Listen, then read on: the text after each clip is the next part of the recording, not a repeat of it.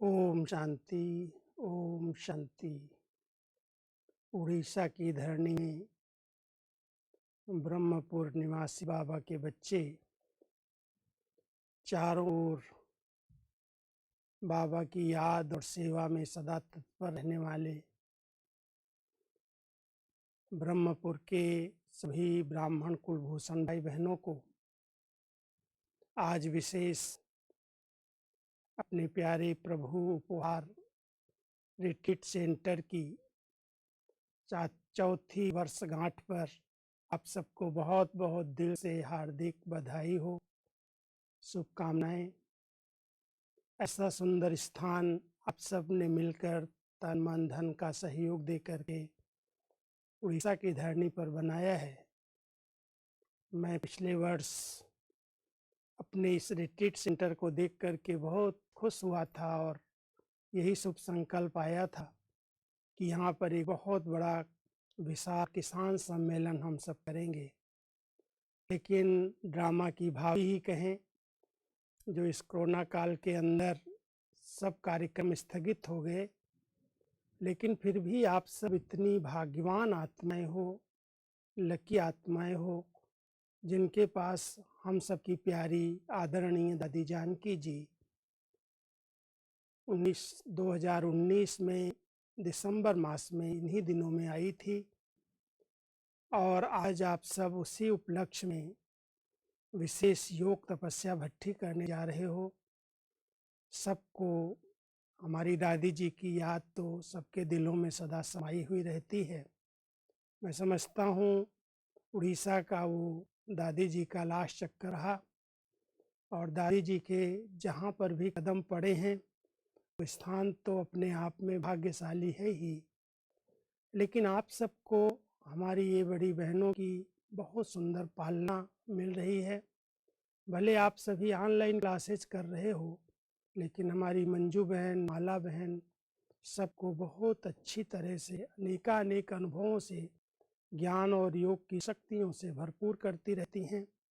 मुझे ये भी मालूम पड़ा कि आप सब बहुत पुराने पुराने बाबा के बच्चे 45-46 साल से बाबा से जुड़े हैं और कई नए नए बाबा के बच्चे भी निकले हैं। बहुत सुंदर फुलवाड़ी आप सबने तैयार की है।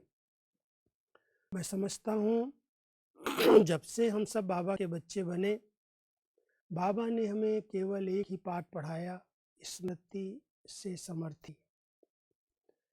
स्मृति और विस्मृति का खेल हम सब देख रहे हैं। जब हम स्मृति स्वरूप आत्माएं थी तो ये भारत देवभूमि कहलाता था, स्वर्ग था, और जब विस्मृति हुई तो ये आसुरी दुनिया, रावण की दुनिया बन गई। अब फिर से बाबा ने हम सबको अपने आप की स्मृति दिलाई कि आप कौन हैं, आप कहाँ से आए हैं, आप किस लिए आए हैं। अपने स्वरूप की स्मृति, समय की स्मृति, अपने पिता की स्मृति, घर की स्मृति, ड्रामा की स्मृति, हम सबको बाबा ने ऐसी दिला दी, स्मृति स्वरूप बना दिया, जो आज हम सब का भटकना बंद हो गया। बाबा के सभी बच्चे स्मृति स्वरूप होकर के रहते हैं। सबसे पहली स्मृति बाबा ने यही दिलाई कि आप देह नहीं हो, आप एक आत्मा हो। यही पहला पाठ हम सब ने जिस दिन बाबा के बच्चे बने उसी दिन पढ़ा और लास्ट तक पढ़ते हुए इसी की सिद्धि हमें प्राप्त होती है, जो हम स्मृति स्वरूप नष्ट मोहा बन जाते हैं। परमात्मा हम सब बच्चों को जब स्वयं की स्मृति देते कि आप कौन हैं, तो इस स्मृति के आधार से आत्मा मालिक बन जाती है। मैं समझता हूँ आप सब बाबा के बच्चे अपने अपने स्थानों पर रहते हुए अब समय प्रमाण ये बहुत अच्छा अभ्यास कर रहे होंगे कि मैं एक अजर अमर अविनाशी आत्मा हूँ, मैं मालिक हूँ, ये कर्म इंद्रियां मेरी कर्मचारी हैं, मन, बुद्धि, संस्कार और स्थूल ये कर्म इंद्रियां जो हमें मिली हैं, ये सब हमारे आर्डर प्रमाण कार्य करें।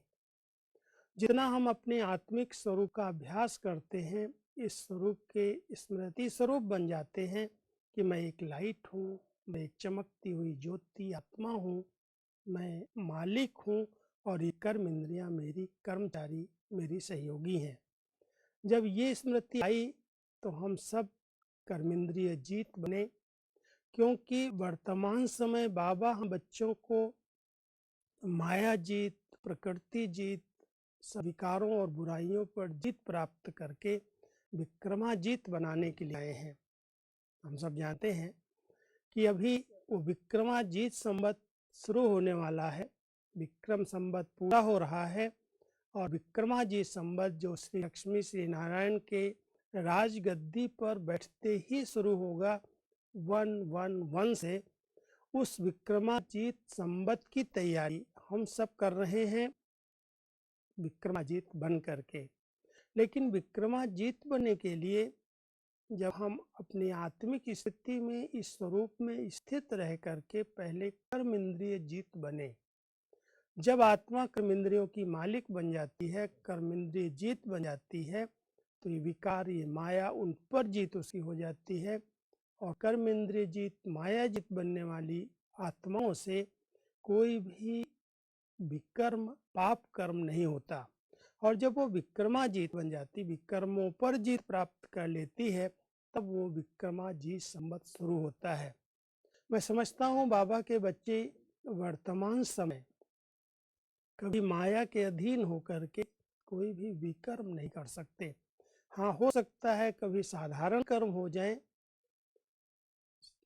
साधारण माना लौकिक कर्म, इस लौकिक कर्म की हम कईयों को जवाबदारियां होती हैं, लेकिन लौकिक कर्म करते हुए भी अलौकिकता का नशा रहता है कि हम तो बाबा के बच्चे मर्जीवा हैं, ब्राह्मण कुल भूषण हैं। जब ब्राह्मण कुल की स्मृति रहती है तो बाबा आज कह रहे थे बच्चों का मैं इतना अच्छा श्रृंगार करता हूँ, जिस श्रृंगार के आधार से हम ब्राह्मण कुल के भूषण श्रृंगार बन जाते हैं।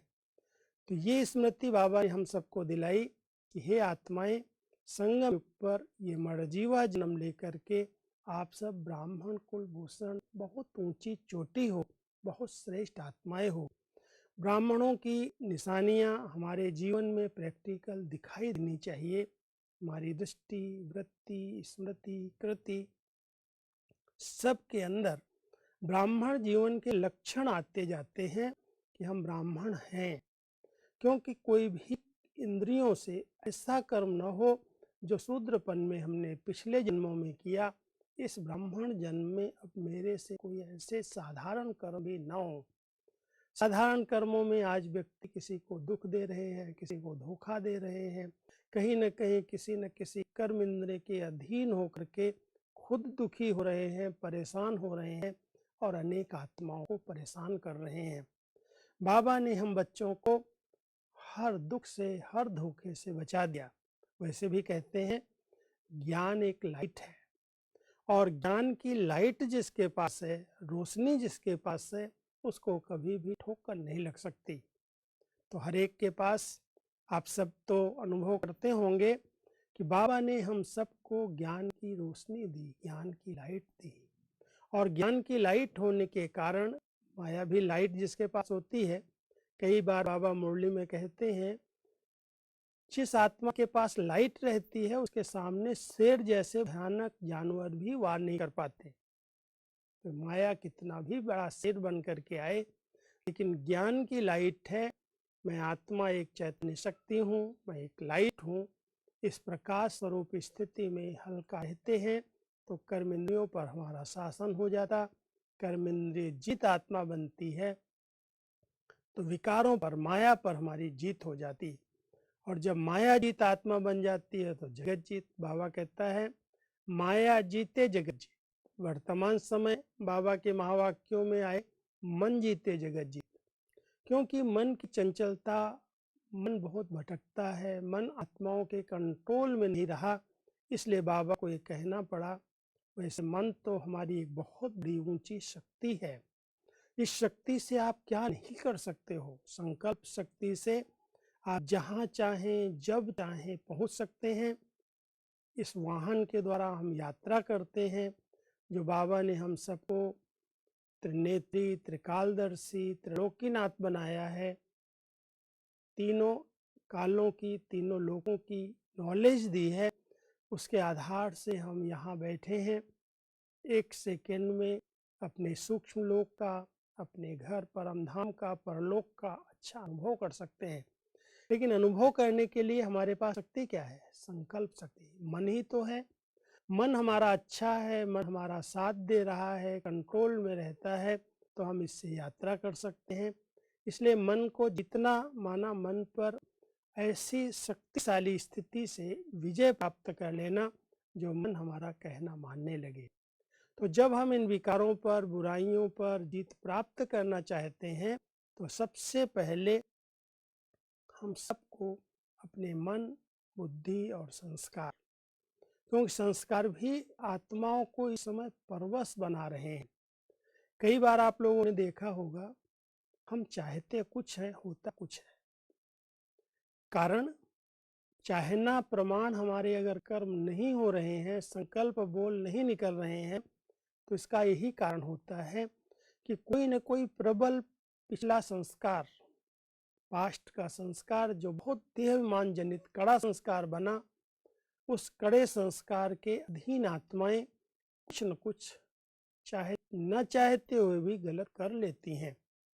लेकिन बाबा ने जो हम सबको राजयोग सिखाया, राजा बनाया, उसमें हम सब अपने मन के संकल्पों के राजा बन करके अपनी कर्म इंद्रियों पर कंट्रोल कर लेते। मन और बुद्धि हमारे अपने हैं। विचार करके देखना, एकांत में बैठो, अंदर अंतर्मुक्ता की गुफा में चले जाओ, संकल्प शक्ति पर ध्यान दो। संकल्प किधर जा रहा है, इससे बातें करो, कहाँ जा रहा है, क्यों जा रहा है, तुझको क्या चाहिए। जैसे हमारे बाबा ने किया, सुना होगा, ब्रह्मा बाबा रोज दरबार लगाते थे। लौकिक में जब वो व्यापार करते थे, बाबा के 12 गुरु थे और गुरुओं की स्मृति में, उनके ध्यान में बैठते थे। मन भटकता था तो वो अपने आप से बातें करते थे, हे मन, हे वजीर, तू मेरा कहना क्यों नहीं मानता है, क्यों भटकता है, तुझको क्या चाहिए, तो मुझे गुरु का ध्यान करने क्यों नहीं देता है। ऐसे ऐसे बाबा ने मन से, बुद्धि से, एक एक कर्म इंद्री से बात की और बात करके इन कर्म इंद्रियों के वो मालिक बन गए, कर्म इंद्रिय जीत बन गए। तब शिव बाबा ने उनमें प्रवेश किया। हम सबको भी बाबा कहता है, बच्चे और कोई पुरुषार्थ करो या न करो, लेकिन हर एक आत्मा राजा बन करके अकाल तख्त पर बैठकर इन कर्मेंद्रियों से कर्म कराए। कोई भी कर्म इंद्री अपने आप न कर ले, ऐसा न कहे मैं चाहता नहीं था, बोल दिया, सुन लिया, देख लिया, हो गया, ये परवश स्थिति है। इसलिए राजयोगी बाबा के बच्चों को मालिक बन करके अपनी एक एक कर्म इंद्रिय को कंट्रोल में रखना है, तब कर्म इंद्रिय जीत, माया जीत और विक्रमा जीत बनेंगे। बाबा ने पहला स्लोगन दिया, जिस दिन से हम बाबा के बच्चे बने, बाबा ने कहा, बच्चे बी होली, बी योगी, पवित्र बनो, योगी बनो। और इसी एक स्लोगन को लेकर के हम सब ने इस पुरुषार्थ के मार्ग में कदम आगे बढ़ाया। हमारा लक्ष्य यही है, आत्मा जिस प्रकार से परमधाम घर से इस सृष्टि मंच पर आई, बिल्कुल प्योर, स्वच्छ, सतो प्रधान, सर्व कलाओं से, सर्व गुणों से, सर्व शक्तियों से संपन्न आत्मा सतयुग के अंदर अवतरित हुई।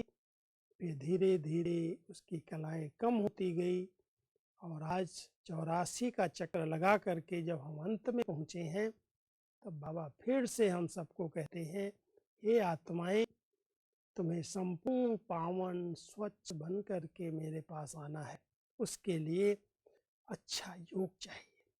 योग अगर हमारा शक्तिशाली है, जिसको बाबा कई बार कहते हैं ज्वालामुखी योग, ज्वाला स्वरूप योग, तो आप सब वर्तमान समय अपने अपने स्थानों पर बैठे हुए ऐसा योग कमाओ।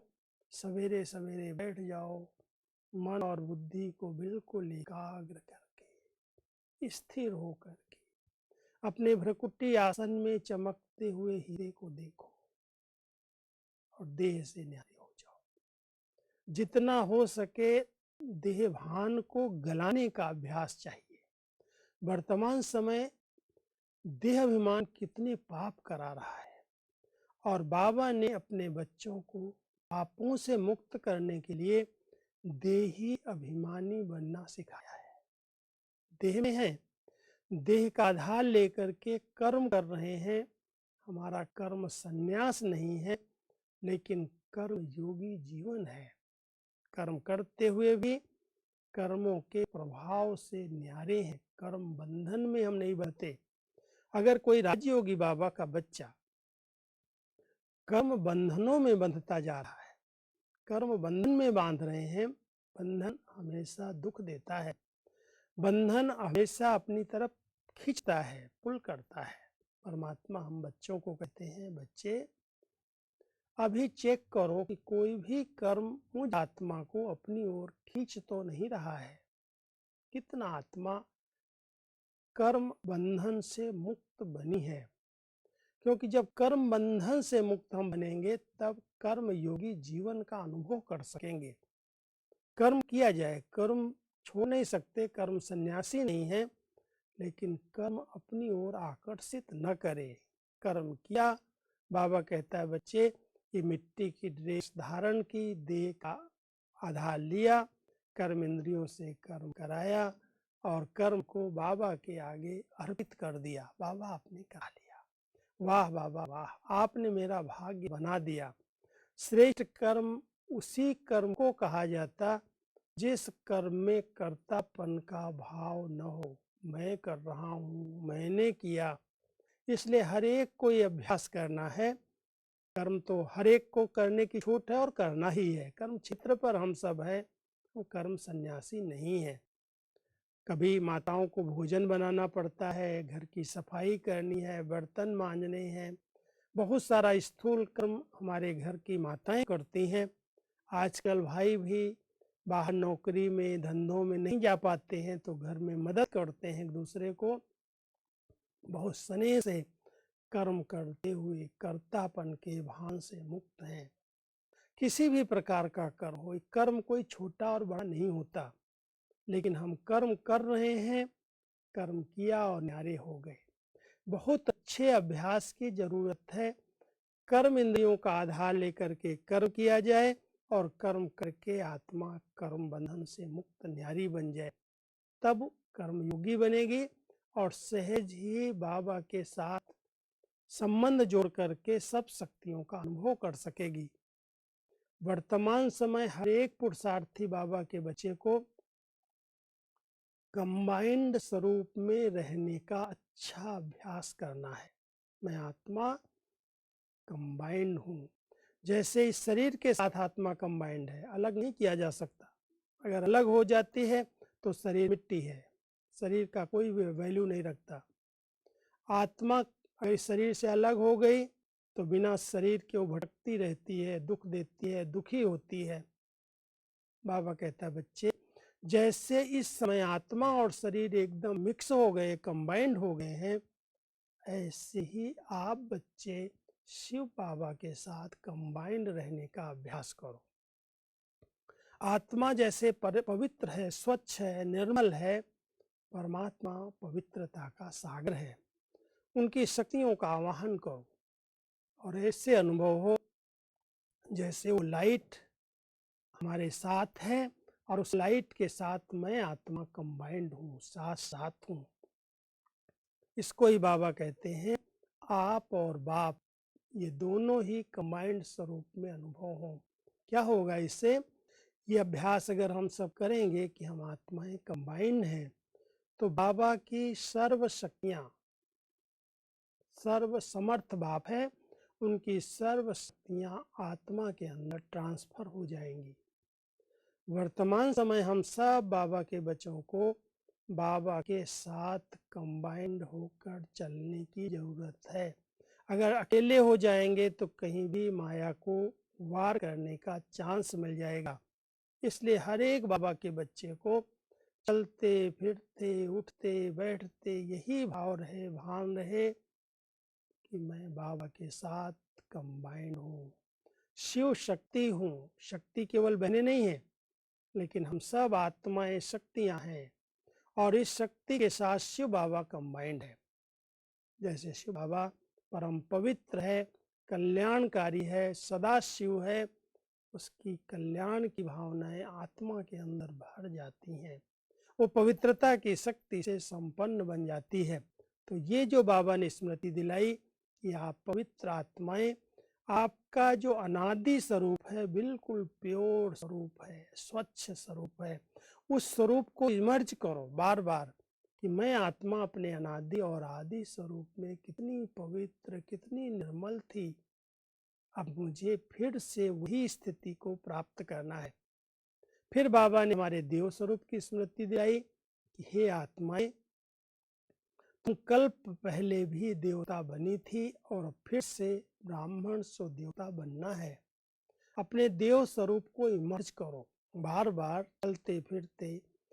रॉयल संस्कार तभी बनते हैं जब ये भान रहता है कि मैं तो रॉयल कुल की, देव कुल की आत्मा हूँ। देवताओं को देवता क्यों कहते हैं, कभी विचार किया है? देवता माना सदा देने वाले, उनकी वृत्ति से, उनकी स्मृति से, उनके बोल से, उनके वाइब्रेशन से, उनके हाथों से हमेशा देने की वृत्ति, देते रहते हैं, देते रहते हैं। जैसे नहीं कहते हैं प्रकृति के तत्वों को सूर्य देवता, चंद्र देवता, नक्षत्र देवता, देवता की संज्ञा क्यों मिली? क्योंकि आप देखो ये सब कुछ देते रहते हैं। सूर्य हम सबको क्या क्या दे रहा है। आज अगर सूर्य निकलना बंद हो जाए, ये सूर्य की शक्ति समाप्त हो जाए सृष्टि से, तो सृष्टि रह सकती है, चल सकती है।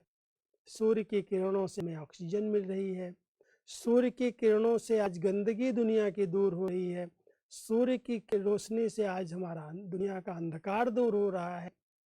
सूर्य की किरणें सागर पर पड़ती हैं तो खारापन उसका समाप्त होता है, हम सबको पीने के लिए मीठा पानी मिलता है। एक सूर्य का तत्व, ये अग्नि तत्व कितनी बड़ी सेवा कर रहा है। हम सब बाबा के बच्चे अब मनुष्य से देवता बनने वाली आत्माएं हैं, तो सदा एक लक्ष्य रखें कि मुझे हर एक को कुछ न कुछ देना है, देना है। लेने की स्मृति न रहे। जब हम देंगे, अगर हम किसी को प्यार देंगे तो हमें क्या देगा? वो रिटर्न प्यार ही देगा। अगर हम किसी को सम्मान देंगे तो रिटर्न में हमें भी सम्मान देगा। बाबा कहता कुछ ऐसी चीजें हैं जो देने से मिलती हैं, मांगने से नहीं मिलती। तो हम सब बाबा के बच्चे संगम युग पर मास्टर दाता बन करके रहें और देवतापन की स्मृति से कि मैं देवता बनने वाली आत्मा हूँ, हमारे संस्कारों में, हमारी दृष्टि में, हमारे चलने में, हमारे बोलने में वो रॉयल संस्कार आ जाते हैं।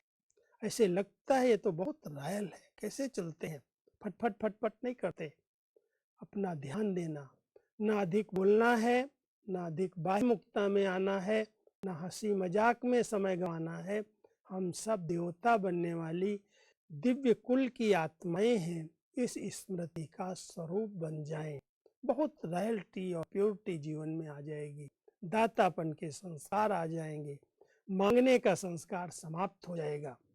बाबा को कभी भी मांगने वाले बच्चे अच्छे नहीं लगे। हमेशा बाबा ने कहा, भले बेगरी पार्ट था, स्थूल में भी कुछ भी नहीं था यज्ञ के अंदर, फिर भी बाबा कहते थे बच्चे मांगने से मरना भला, किसी के आगे हाथ नहीं फैलाना। अरे आप बच्चे किसके बच्चे हो? दाता के, भगवान के बच्चे हो, किसी के आगे हाथ क्यों फैलाएंगे? आपके पास ज्ञान का धन है, चरित्र का धन है, गुणों का धन है, शक्तियों का धन है, ये धन बांटो। तो हमने देखा शुरू से लेकर के बाबा ने अपने बच्चों को दाता बनाया, अपने समान देना सिखाया, और जब हम सबको दे रहे हैं तो हमारे पास अपने आप रिटर्न प्राप्त हो रहा है, भरपूर है। तो इसलिए हर एक बाबा के बच्चे को अपने अनादि स्वरूप की स्मृति रखनी है, अपने आदि देव स्वरूप की स्मृति रखनी है, और फिर अपने पूज्य स्वरूप की स्मृति रखो। कि आज कितने मंदिर हैं, कितने जगह पर देवी देवताओं के मंदिर बना करके उनके दर्शन के लिए कितनी लंबी लंबी लाइनें लगती हैं, दर्शन से लोग प्रसन्न हो जाते हैं। मूर्ति के सामने जाते ही उनकी मनोकामनाएं पूरी हो जाती हैं। आप कौन हैं?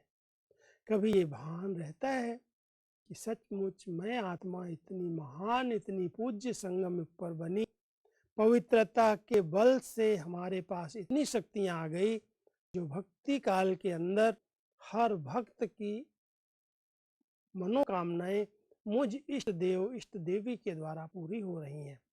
तो इस स्मृति का स्वरूप बन जाओ कि मैं पूज्य हूँ, मैं पूर्वज हूँ, मैं पूर्वज आत्मा इस पूरे वृक्ष को शक्तियों का जल देने वाली हूँ। ये सब बाबा ने स्मृतियां दिलाई हैं।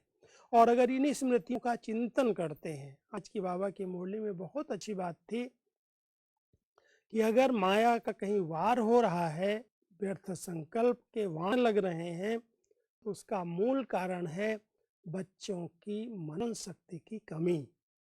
जो बाबा ने सम्मान दिए हैं, जो टाइटल दिए हैं, स्मृति दिलाई है, उसका स्वरूप बन जाओ, उस पर मनन करो, चिंतन करो और वो सर्व शक्तियाँ संपन्न सर्वशक्तिवान स्थिति में रहो, तो कभी भी माया आपके ऊपर वार नहीं कर सकती, अपने वाण नहीं चला सकती। बाबा की ऐसी ऐसी मुरलियाँ, ऐसे वरदान सुनते हैं तो लगता है कि बाबा हम सबको क्या पढ़ा रहा है, क्या बनाना चाहता है।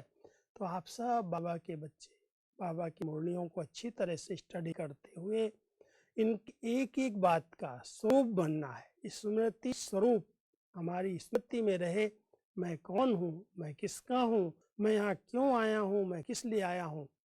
अगर यही सब स्मृतियाँ रहती हैं, और सबसे बड़ी स्मृति जो बाबा ने दिलाई है, बच्चे ये अंतिम समय है, अंत काल है सृष्टि का, और अब ये सृष्टि ट्रांसफर होने वाली है। ये कलयुग सतयुग में बदलने वाला है, इसलिए संगम का ये अमूल्य समय है। इस समय आपके पास जो शक्तियां हैं, सबको बाबा ने शक्ति संपन्न बनाया है, लेकिन ये शक्तियां व्यर्थ न जाएं, ये शक्तियां खुद के लिए ही न रह जाएं, इनको सेवा में लगा दो। अगर तन बाबा ने हमें दिया है, तो तन की शक्ति भी बाबा के विश्व परिवर्तन के कार्य में लगनी चाहिए। हर एक लक्ष्य रखो कि कुछ समय बाबा की सेवा इस तन से करनी है। बाबा के यज्ञ में जहाँ पर भी चांस मिले ले लो, तन सेवा में लगेगा, तंदुरुस्त हो जाओगे, कोई भी बीमारी नहीं रहेगी। हम सबको ये अनुभव है, शुरू से लेकर के बाबा के यज्ञ में हर प्रकार की सेवा की, और बाबा ने सदा स्वस्थ का तन का वरदान दे दिया। इसलिए सब बाबा के बच्चों को जो शक्तियाँ मिली हैं, समय अमूल्य है। इधर उधर की बातों में, तेरे मेरे में, ये कर रहा है वो कर रहा है, बाबा कई बार रमणीकता से कहता, अरे बच्चे तेरा क्या जाता, जो कर रहा है वो पाएगा, जो करेगा वो पाएगा।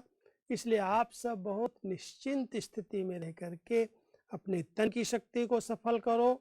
मन अगर अच्छा है, मन मना भाव, एक बाबा के प्यार में खो जाओ, समा जाओ, और मन जीत बन करके मनसा सेवा करो, मन से शक्तियों का दान करो। कई बार बाबा कहता है, बच्चे दुखियों की पुकार सुनाई नहीं देती, कितने लोग दुखी, कितने परेशान हैं, कितना भगवान को पुकार रहे हैं, दुखों से मुक्त होने के लिए कितना त्राही त्राही कर रहे हैं।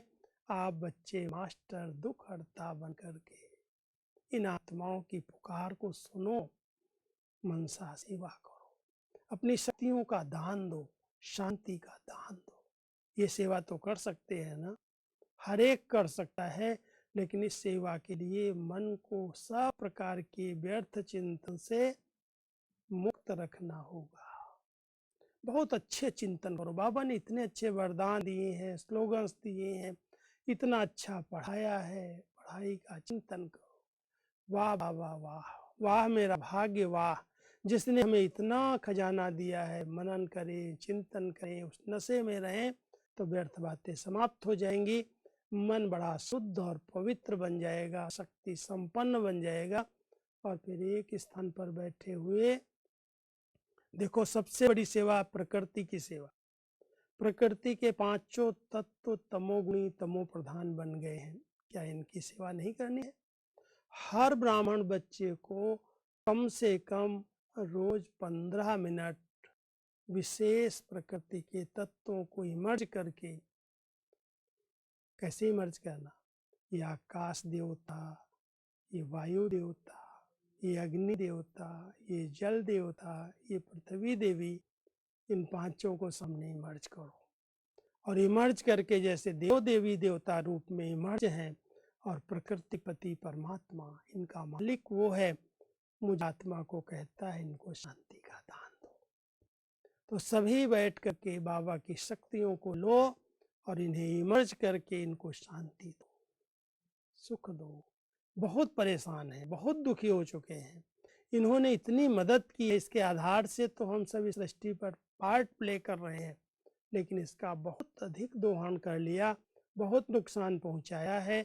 जल को प्रदूषित कर दिया, पृथ्वी में अनेक प्रकार की जहरीले खादें डाल करके उसको प्रदूषित कर दिया, वायु प्रदूषित कर दिया, इतनी मोटर गाड़ियां कल कारखाने खोल खोल करके हवा को खराब कर दिया।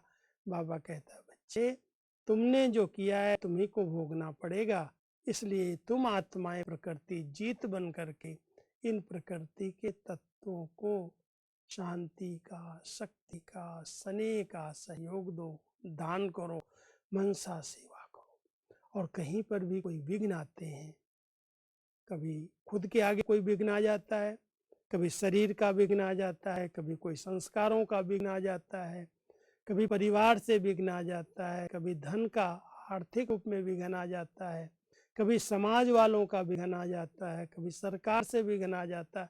अरे विघ्नों की तो दुनिया है, कलयुग है ही अनेक विघ्नों का भंडार, कलह कलेश का दुख का ये संसार है।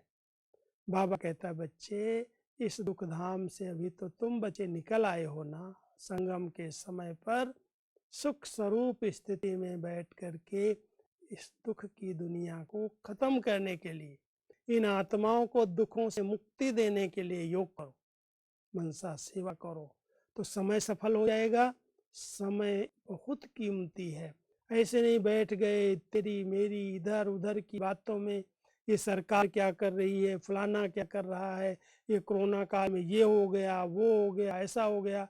कई लोग तो संसार समाचार सुनते हैं और उसी में अपनी शक्तियों को नष्ट कर देते हैं। बाबा कहता है बच्चे ये तो कलयुग को जाने की तैयारी है, ये तो जाएगा। आप सबको स्मृति तो बाबा ने पहले ही दिला दिया कि अब जाने का समय है। हर आत्मा को अपना हिसाब किताब चुकता करना है, वापस घर जाना है। जब जाना है तो जरूर हम सबको समेटना पड़ेगा, तैयारी करनी पड़ेगी, जो हिसाब किताब बनाए हैं वो चुकता करना पड़ेगा। इसलिए संगम के इस समय को सफल करो, घर की स्मृति से उपराम हो जाओ। सबके साथ रहते हुए भी ऊपर की स्थिति में रहना, उपराम रहना, बेहद की वैराग्य वृत्ति, ये सब खत्म होने वाला है। कहीं भी अटकेंगे नहीं, लटकेंगे नहीं, फंसेंगे नहीं, फंसाएंगे नहीं, क्योंकि अब जाना है, कोई हिसाब किताब नहीं बनाना है। बाबा कहता बच्चे अब विस्तार को समेट लो, बुद्धि का विस्तार है, संबंधों का विस्तार है, कई प्रकार की कारोबार का विस्तार है। अब विस्तार को समेटो, मन मना भाव, मन की शक्तियों को बाबा में लगा करके उनको शक्ति संपन्न बना करके सेवा करो। तो सबसे पहले तन को सफल करो, फिर समय को सफल करो, और फिर जो धन की शक्ति बाबा ने दी है, जो उसका है, बाबा के काम में सफल हो जाए, कहीं पर भी ये व्यर्थ न जाए। ऐसा अंत समय में न सोचना पड़े कि बाबा ने तो कहा था बच्चे सफल कर लो और मेरा तो ऐसे ही सब रह गया। एक स्लोगन बाबा साकार मुरली में सुनाता है, आप सबको याद होगा।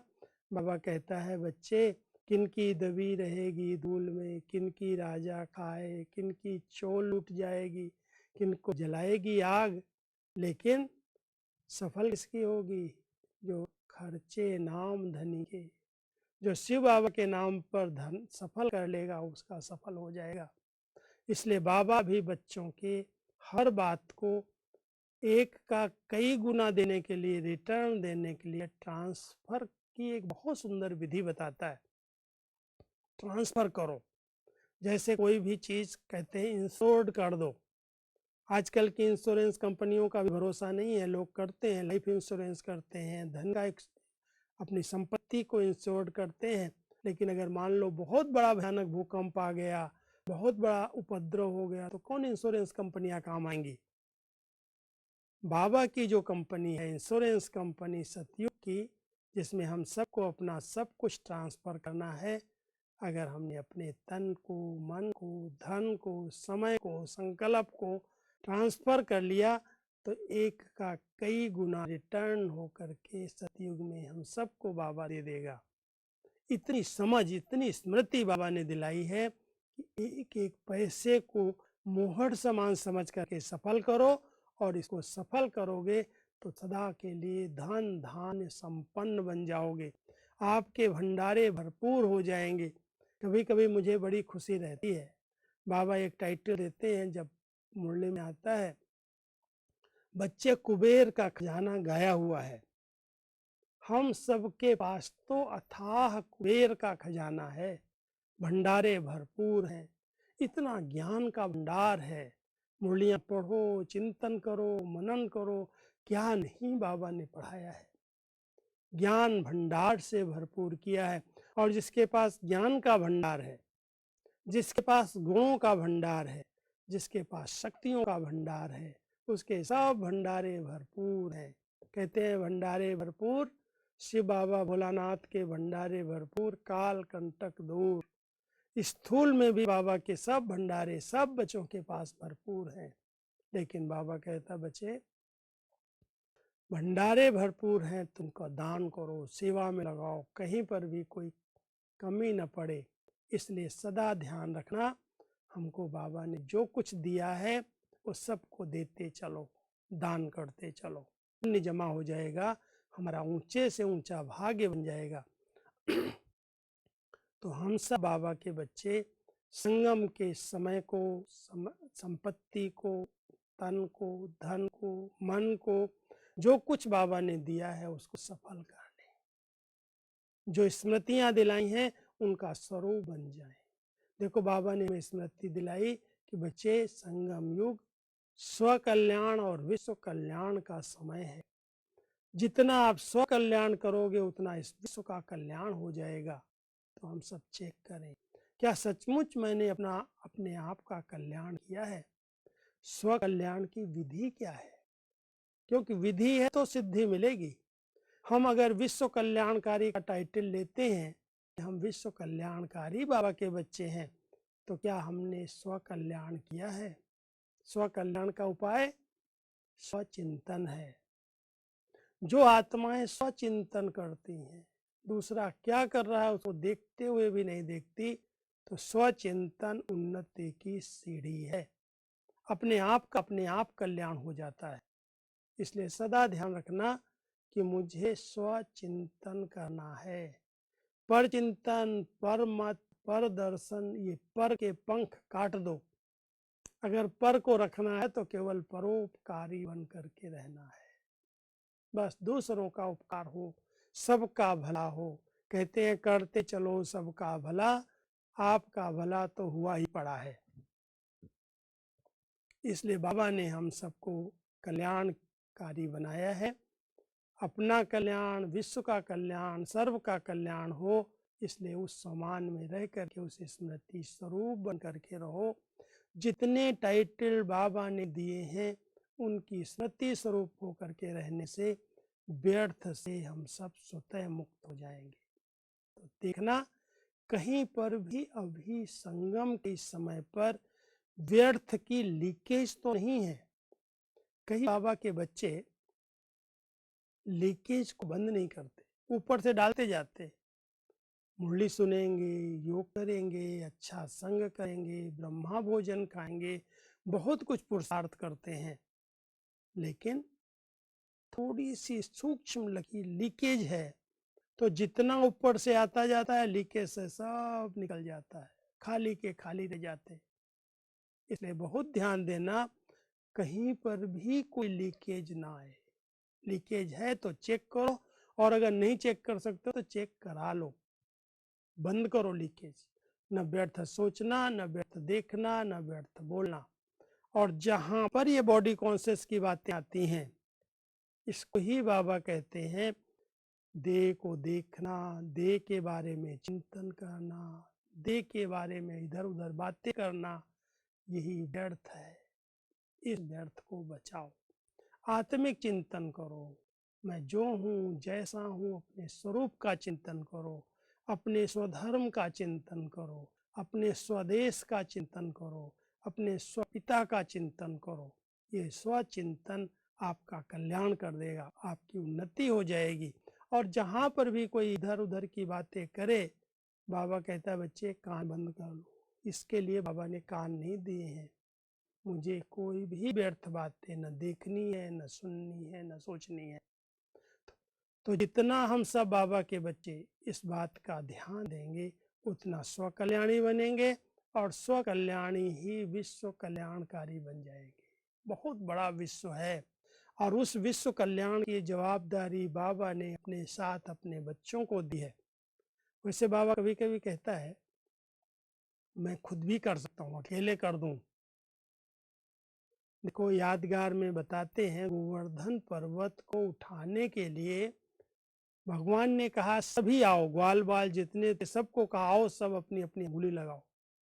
जबकि भगवान खुद समर्थ था, अकेले भी उस पर्वत को उठा सकता था, लेकिन सबकी अंगुली का सहयोग लिया और कहा यही अंगुली लगा दो छोटी सी। जब सब ने अपनी अपनी अंगुली लगाई, गोवर्धन पर्वत तो उठा। लेकिन उसके पीछे कितना बड़ा राज था कि जब पर्वत उठाने लगे तो जो बाहर हंगामे थे, बहुत बरसात पड़ रही थी, तूफान आ रहे थे, जब गोवर्धन पर्वत को उठाने की अंगुली दी तो सब उस पर्वत के नीचे सुरक्षित हो गए। बाबा भी हम बच्चों को कहता है इस कलयुग के पर्वत को उठा तो मैं अकेले भी सकता हूँ, सतयुग बना दूं, लेकिन अगर मैं बनाऊंगा तो मुझे सब मिलेगा, आपको क्या मिलेगा? मेरे सब बच्चे भागीदार बने, सबको स्वपरिवर्तन से विश्व परिवर्तन की जवाबदारी दी। इसलिए हम सब बाबा के बच्चे किसी न किसी प्रकार से अपनी अंगुली बाबा के सेवा में, विश्व परिवर्तन के कार्य में लगा दें।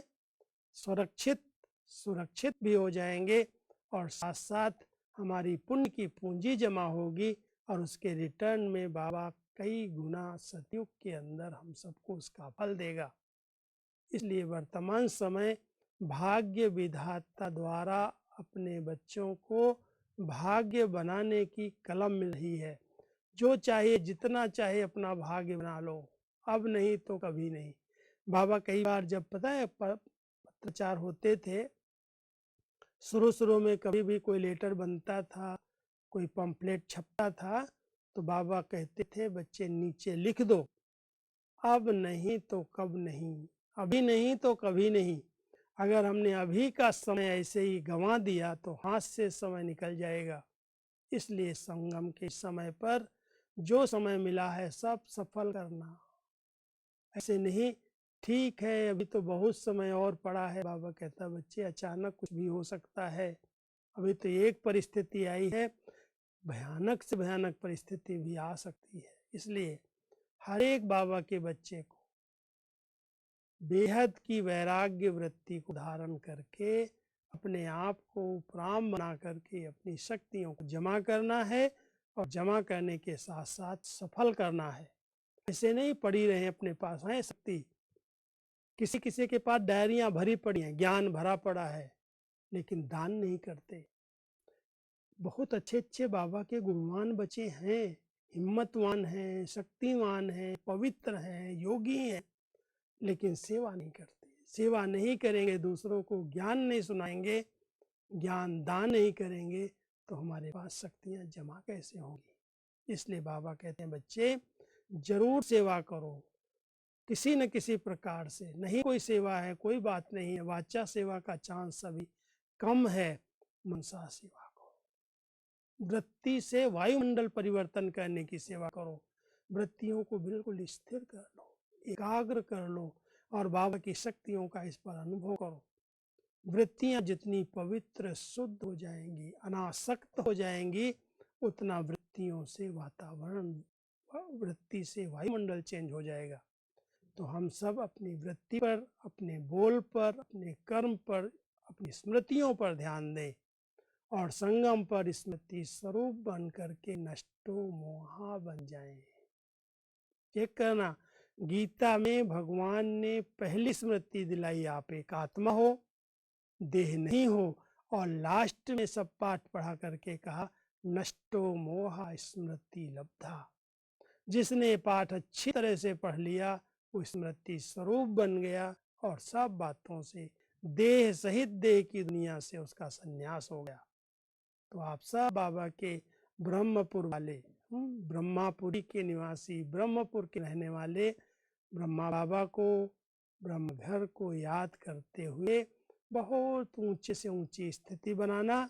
और आपने इतना सुंदर जो रिट्रीट सेंटर बनाया है, सब ने मिल के बनाया है, मुझे देख करके बहुत खुशी हुई थी। कितना मेन स्थान पर, मेन रोड पर, सागर के बहुत समीप इतना अच्छा स्थान बना है।